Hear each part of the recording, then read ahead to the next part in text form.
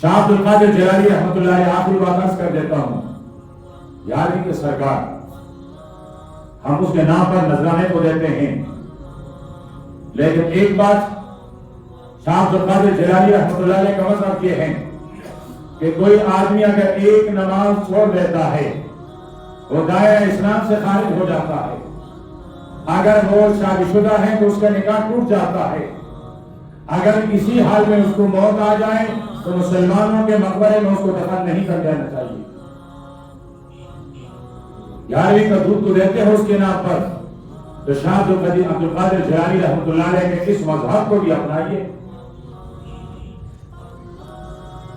شاہ عبد القادر جیلانی رحمۃ اللہ علیہ سے کسی نے پوچھا کہ آپ کے نظر میں حضرت معاویہ کا مقام